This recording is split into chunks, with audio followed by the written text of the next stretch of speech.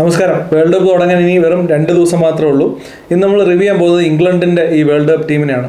അപ്പോൾ ഇംഗ്ലണ്ടിന് ഒരുപാട് പ്രതീക്ഷയുള്ള ഒരാളാണ് ഞാൻ. കുറേ നാളായിട്ട് ഇംഗ്ലണ്ട് ടീമിനെ ഫോളോ ചെയ്യുകയും അവർ വിജയിക്കണമെന്ന് ആഗ്രഹിക്കുകയും ചെയ്യുന്ന ഒരാളാണ് ഞാൻ. പക്ഷേ അവർ ഡിസപ്പോയിൻമെൻറ്റ് മാത്രമേ കുറച്ച് നാളായിട്ട് തന്നിട്ടുള്ളൂ. റീസെൻറ്റ് ടൈംസിൽ ഇപ്പോൾ ശ്രീലങ്കയിൽ പോയിട്ടുള്ള വിജയം ഒഴിച്ചു നിർത്തിയാൽ പാഷസ് ആയാലും അതിന് മുമ്പുള്ള ടൂർണമെൻറ്റ്സ് എല്ലാം ഇംഗ്ലണ്ട് പ്രതീക്ഷിക്കത്ത, അല്ലെങ്കിൽ അവർ നമ്മൾ ആ ഒരു ടീമിൽ കാണുന്ന സ്ട്രെങ്തിനനുസരിച്ച് അവർ പെർഫോം ചെയ്യാത്ത പോലെയാണ് എനിക്ക് പേഴ്സണലി ഫീൽ ചെയ്തിട്ടുള്ളത്. പക്ഷേ ഈ ഒരു ശ്രീലങ്കയിൽ പോയിട്ടുള്ള ഈ ഒരു വിജയം ഇംഗ്ലണ്ടിനെ സംബന്ധിച്ച് വലിയൊരു ആശ്വാസമാണ്. അത് മാത്രമല്ല വലിയൊരു ആത്മവിശ്വാസമാണ് ഈ ഒരു വേൾഡ് കപ്പിലേക്ക് അടുക്കുമ്പോൾ. അതും T20 സീരീസ് അവർ 3-0 ശ്രീലങ്കയെ തോൽപ്പിച്ചത്. ശ്രീലങ്കയുടെ ഹോം കണ്ടീഷൻസിൽ ശ്രീലങ്കയെ തോൽപ്പിക്കുക എന്ന് പറഞ്ഞാൽ അത്ര ഈസി ആയിട്ടുള്ളൊരു കാര്യമല്ല. അതുകൊണ്ട് തന്നെ ഇംഗ്ലണ്ട് ഒരു നല്ല ഫുൾ ആത്മവിശ്വാസത്തോടു കൂടി തന്നെ ആയിരിക്കും ഈ വേൾഡ് കപ്പിലേക്ക് വരുന്നത്. അപ്പോൾ അവരുടെ ഒരു സൈഡ് നോക്കുകയാണെന്നുണ്ടെങ്കിൽ നമ്പർ 10 വരെ ബാറ്റ് ചെയ്യാൻ പറ്റുന്നൊരു സൈഡാണ്. അവരുടെ നല്ല ഡെപ്തുള്ള ബാറ്റിംഗ് ആണ്. ബോളിങ്ങിലാണ് ചെറിയ ഇഷ്യൂസൊക്കെ ഉള്ളത് അവർക്ക്. എങ്കിലും ഒരു പരിധിവരെ ഒരു ബാലൻസ്ഡ് ആയിട്ടുള്ളൊരു ടീമിനെ അവർക്ക് ഈ ഒരു വേൾഡ് കപ്പിലേക്ക് എടുക്കാൻ സാധിച്ചിട്ടുണ്ട് എന്നാണ് എനിക്ക് ഈ ടീം കാണുമ്പോൾ എനിക്ക് തോന്നുന്നത്. എന്തായാലും നമുക്ക് അവരുടെ ടീം ഒന്ന് നോക്കാം. Harry Brook captain, Tom Banton, Jos Buttler, Ben Duckett, Phil Salt, ഇതാണ് ബാറ്റ്സ്മാൻമാർ. ഓൾറൗണ്ടേഴ്സായിട്ട് Jacob Bethell, Sam Curran, Liam Dawson, Will Jacks, Jamie Overton, Rehan Ahmed എന്നിവരാണ്. ബോളേഴ്സായിട്ട് Jofra Archer, Adil Rashid, Josh Tongue and Luke Wood. ഇതാണ് ഇവരുടെ ഒരു സ്ക്വാഡ് ഈ വേൾഡ് കപ്പിലേക്കുള്ളത്. അപ്പോൾ ഈ ഒരു സ്ക്വാഡ് നോക്കുമ്പോഴത്തേക്ക് അത്യാവശ്യം വലിയ കുഴപ്പമില്ലാത്ത ബാലൻസ്ഡ് ആയിട്ട് തന്നെ തോന്നുന്നത്. 1-2 നല്ല സ്പിന്നേഴ്സ് ഉണ്ട്, അതുപോലെ ഫാസ്റ്റ് ബോളേഴ്സ് 1-2 പേരുണ്ട്. ബാറ്റിംഗ് നോക്കുകയാണെന്നുണ്ടെങ്കിൽ വളരെ സ്ട്രെങ്ത് ആയിട്ട് തന്നെ തോന്നുന്നത്. നമുക്ക് ഇവരുടെ ഒരു പ്ലേയിങ് ഇലവൻ നോക്കിക്കൊണ്ട് നമുക്ക് കൂടുതൽ ഈ ടീമിനെ പറ്റി സംസാരിക്കാം. ഇവർക്ക് എന്തായാലും ഓപ്പൺ ചെയ്യുന്നത് എന്തായാലും ഫിൽ സോൾട്ടും ജോസ് ബട്ട്ലറും ആയിരിക്കും. Jacob Bethell number 3, Tom Banton at number 4, Harry Brook at number 5, Sam Curran, Jamie Overton, Liam Dawson, Jofra Archer, Luke Wood അല്ലെങ്കിൽ വിൽ ജാക്സ്, സാഹചര്യങ്ങൾക്കനുസരിച്ച് ആദിൽ റഷീദ്. ഇതാണ് ഏകദേശം ഇവരുടെ ഒരു പ്ലേയിങ് ഇലവൻ വരാനുള്ളൊരു സാധ്യത ഉള്ളത്. ഇവർ ഈ വേൾഡ് കപ്പിൽ ഗ്രൂപ്പ് സിയിലാണുള്ളത്. ഇവിടെ England, Italy, Nepal, Scotland, west Indies, ഇവരാണ് ഈ ഗ്രൂപ്പ് സിയിലുള്ളത്. ബംഗ്ലാദേശ് ഉണ്ടായിരുന്നു. ബംഗ്ലാദേശ് പുറത്തു പോയതിൻ്റെ ഭാഗമായിട്ട് സ്കോട്ട്ലൻഡ് ഈ ഒരു ഗ്രൂപ്പിലേക്ക് വന്നിട്ടുണ്ട്. ഇവർക്ക് കുറച്ച് ഈസി ആയിരിക്കും തോന്നുന്നു. ഇംഗ്ലണ്ട് അതുപോലെ തന്നെ വെസ്റ്റ് ഇൻഡീസ്, ഇവർ രണ്ടുപേരാണ് മെയിനായിട്ടുള്ള ടീം. ബാക്കിയുള്ള ടീമിനെയൊക്കെ ഈസി ആയിട്ട് തോൽപ്പിച്ച ഒരു സൂപ്പർ 8ലേക്ക് എത്തും എന്നാണ് തോന്നുന്നത്. നമുക്ക് എന്തായാലും അവരുടെ ഒരു ബാറ്റിംഗ് വിശദമായിട്ട് നോക്കാം. ഓപ്പൺ ചെയ്യുന്ന ജോസ് ബട്ട്ലർ ആൻഡ് ഫിൽ സോൾട്ടാണ്. രണ്ടുപേരും നല്ല ഫോമിലാണ്. ജോസ് ബട്ട്ലർ ഇംഗ്ലണ്ടിന് വേണ്ടിയിട്ട് ഏറ്റവും കൂടുതൽ മാച്ചസ് കളിച്ച ഒരു താരമായിട്ട് ഈ ഇടയ്ക്ക് മാറിയിട്ടുണ്ടായിരുന്നു. അത്ര എക്സ്പീരിയൻസ് ഉള്ള ജോസ് ബട്ട്ലർ, അതിൻ്റെ കൂടെ എക്സ്പ്ലോസീവ് ആയിട്ടുള്ള നമ്മുടെ RCBയുടെ സ്വന്തം ഫിൽ സോൾട്ടും കൂടെ ഓപ്പൺ ചെയ്യുമ്പോൾ, അതുപോലെ തന്നെ നമ്പർ 3 ജേക്കബ് ബെത്തലിന് കുറച്ച് സ്പിന്ന് സപ്പോർട്ടും കൂടെ കൊടുക്കാൻ പറ്റുമെന്നുള്ള വലിയൊരു ഇതാണ്. അതുപോലെ തന്നെ ടോം ബാൻഡൻ ഈ ഒരു റീസെൻറ്റ് ടൈംസിൽ ഇപ്പോൾ ശ്രീലങ്കയിൽ പ്രത്യേകിച്ച് നല്ല രീതിയിൽ ബാറ്റ് ചെയ്യുന്നുണ്ടായിരുന്നു. പ്രത്യേകിച്ച് സ്പിന്നിനെതിരെ നല്ല രീതിയിൽ ബാറ്റ് ചെയ്യുന്നുണ്ടായിരുന്നു. സോ അതൊരു വലിയ പ്രതീക്ഷയാണ്. ഒരു എക്സ്ഫാക്ടർ ആവാൻ കേപ്പബിലിറ്റി ഉള്ളൊരു പ്ലെയറാണ് ഇംഗ്ലണ്ടിനെ സംബന്ധിച്ച്. നമ്പർ 5 ഹാരി ബ്രൂക്ക്, അത് number 6 Sam Curran. Harry brook നമുക്കറിയാം എക്സ്പ്ലോസീവായിട്ടുള്ള ബാറ്റ്സ്മാൻ. നമ്പർ 5 അവിടുന്ന് താഴോട്ടുള്ള അവരുടെ വാലറ്റത്തിൻ്റെയും ടോപ്പ് ഓർഡറിലും തമ്മിലുള്ള ബാലൻസ് ചെയ്യാനായിട്ട് ഹാരി ബ്രൂക്കിന് സാധിക്കും. അതിനുശേഷം വരുന്ന സാം കറൻ ഈ കഴിഞ്ഞ ഏറ്റവും അവസാനത്തെ T20 പോലും ശ്രീലങ്കയായിട്ട് ഒരു 50 നേടിയിരുന്നു.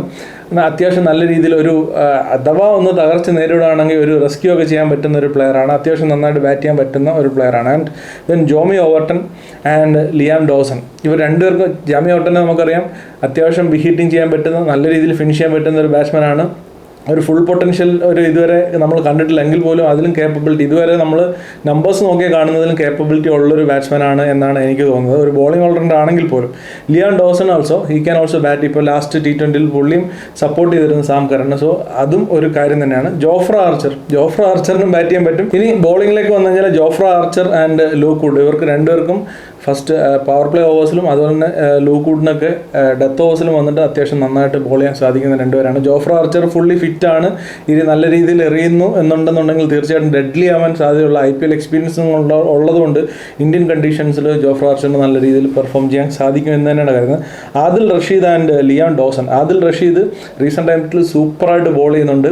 നമ്മൾ കഴിഞ്ഞ ഇന്ത്യ സീരീസിലും അത്യാവശ്യം നന്നായിട്ട് തന്നെ ബോൾ ചെയ്തിരുന്നു. അതുപോലെ തന്നെ ലിയാൻ ഡോസൺ നല്ല സ്പീഡിൽ ടേൺ കണ്ടെത്താൻ പറ്റുന്ന ഒരു ലെഫ്റ്റ് ഹാൻഡ് ബോളറാണ്. നല്ല രീതിയിൽ കണ്ടെയ്ൻ ചെയ്ത് മിഡിൽ ഓവേഴ്സിൽ എറിയാൻ പറ്റുന്ന ഒരു ഓപ്ഷനാണ്. സോ അതുകൊണ്ട് തന്നെ ടേക്കിംഗ് ഓപ്ഷനായിട്ട് ആദിൽ റഷീദും അതുപോലെ തന്നെ റൺസ് കണ്ടെയ്ൻ ചെയ്യാനായിട്ട് ലിയാൻ ഡോസണും അവർക്കുണ്ട്. ഒരു വരുൺ ചക്രവർത്തിയെ പോലെ അല്ലെങ്കിൽ ആദം സാംബയെ പോലെ ആ ലെവലിൽ നിൽക്കുന്ന ഒരു വിക്കറ്റ് ടേക്കിംഗ് എക്സ്ഫാക്ടർ ബോളറൊന്നും അല്ല ആദിൽ റഷീദ് എങ്കിൽ പോലും ഈ ക്യാൻ ബി ആൻഡി എന്നുള്ളത് ഇംഗ്ലണ്ടിനെ സംബന്ധിച്ച് അവിടെ ഒരു ചെറിയൊരു ആശ്വാസമാണ്. And Jamie Overton and Sam Curran ഇവർക്ക് രണ്ടുപേർക്കും അത്യാവശ്യം 2 ഓവറോ അല്ലെങ്കിൽ 3 ഓവറൊക്കെ കോൺട്രിബ്യൂട്ട് ചെയ്യാൻ പറ്റും. ഇപ്പോൾ സാം കറൻ ലാസ്റ്റ് മാച്ചിൽ ഒരു ഹാട്രിക് എടുത്തിരുന്നു. സോ നല്ല എക്സ്പെൻസീവ് ആണ് ഇവർ രണ്ടുപേരും. എങ്കിൽ പോലും 1-2 ഓവർ ഇവർക്ക് രണ്ടുപേർക്ക് എറിയാൻ സാധിക്കും എന്നുള്ളത് തീർച്ചയായിട്ടും അഡ്വാൻറ്റേജ് ആണ്. And Jacob Bethell can also bowl 1-2 over Jacob ബെത്തലിന് എറിയാൻ പറ്റും. ലെഫ്റ്റ് ഹാൻഡ് സ്പിൻ ബോളിംഗ് ആണ്. സോ അതും അവരുടെ ബോളിങ്ങിൽ ഒരുപാട് ഓപ്ഷൻസ് ഉണ്ടെങ്കിൽ പോലും ഒരു എക്സ് ഫാക്ടർ എന്ന് പറയാനായിട്ട് Jofra Archer and Adil Rashid മാത്രമേ നമുക്ക് പറയാനായിട്ടുള്ളൂ. പക്ഷേ ഞാൻ ഉറ്റുനോക്കുന്നത് ലിയാൻ ഡോസണിലാണ്. ലിയാൻ ഡോസണിൽ ഇന്ത്യൻ കണ്ടീഷനിലും അതുപോലെ ശ്രീലങ്കൻ കണ്ടീഷനിലും കുറച്ച് നന്നായിട്ട് അച്ചീവ് ചെയ്യാൻ പറ്റും. ഇംഗ്ലണ്ടിന് ഒരു മുതൽക്കൂട്ടാവും ഈ ഒരു T20 വേൾഡ് കപ്പിൽ എന്ന് എൻ്റെ ഒരു അഭിപ്രായം. അവരുടെ ഫീൽഡിങ് പിന്നെ പറയണ്ടല്ലോ, ഗൺ ഫീൽഡിംഗ് ആണ്. ആൻഡ് ഒരു ബാലൻസ് നോക്കുകയാണെന്നുണ്ടെങ്കിൽ കുഴപ്പമില്ലാത്തൊരു ബാലൻസ്ഡ് ടീമാണ് ഇപ്പോൾ. അതുപോലെ തന്നെ captaincy Harry Brook white ball captaincy ഏറ്റെടുത്തിട്ട് അധികം നാളായിട്ടില്ലെങ്കിൽ പോലും ഇപ്പോൾ റീസെൻറ്റ് ടൈംസിൽ ഇപ്പോൾ ശ്രീലങ്കയിൽ സക്സസ്ഫുൾ ആയതുകൊണ്ട് തന്നെ ആ ഒരു ബൂസ്റ്റ് എന്തായാലും പുള്ളിയുടെ ക്യാപ്റ്റൻസിയിലും ഉണ്ടാവും.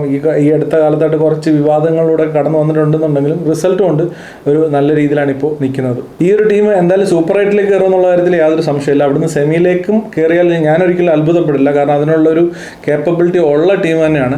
എൻ്റെ ഒരു അഭിപ്രായത്തിൽ അല്ലെങ്കിൽ എൻ്റെ ഒരു ആഗ്രഹത്തിൽ ടോപ്പ് 4 സെമിയിൽ വരുന്ന 4 ടീമുകളിലൊന്ന് ഇംഗ്ലണ്ട് കാണണം എന്നാണ് എൻ്റെ ഒരു ആഗ്രഹം. ഇംഗ്ലണ്ട് അല്ലെങ്കിൽ ന്യൂസിലൻഡ് എന്നുള്ളതാണ് എൻ്റെ ഒരു ആഗ്രഹം.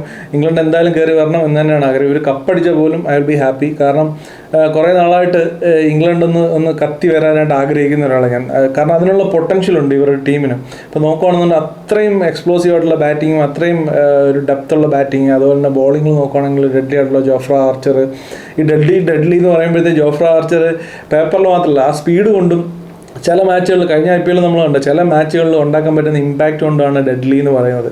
പിന്നെ അതല്ലാതെ ജസ്പ്രീത് ബുംറയെ പോലെ അല്ലെങ്കിൽ എന്താ പറയുന്നത് ഹേസൽവുഡിനെ പോലെ റിസൾട്ടും ഉണ്ട് നമ്പേഴ്സും കൊണ്ട് പ്രൂവ് ചെയ്തൊരു ബോളറാണെന്നുള്ളതല്ല. പക്ഷേ ഹീസ് എ ഡെഡ്ലി ബോളർ. പ്രത്യേക സാഹചര്യങ്ങളിൽ ഒന്ന് കത്തി കയറി കഴിഞ്ഞാൽ ചിലപ്പോൾ ഒരു പവർ പ്ലേയിൽ ഒരു 2-3 എണ്ണമൊക്കെ തൂക്കാനായിട്ടുള്ള ശേഷി ജോഫ്ര ആർച്ചറിനുണ്ട്. സോ ഇംഗ്ലണ്ട് എന്തായാലും ഈ ഒരു T20 വേൾഡ് കപ്പിൽ കത്തി കയറട്ടെ. അറ്റ്ലീസ്റ്റ് സെമിയിലെങ്കിലും എത്തട്ടെ. അവിടെ നിന്ന് അങ്ങോട്ട് മുന്നോട്ട് പോകാനായിട്ട് പറ്റട്ടെ. അപ്പോൾ മറ്റൊരു ടീമിൻ്റെ റിവ്യൂ ആയിട്ട് നമ്മൾ വീണ്ടും കാണുന്നവരെ ബൈ.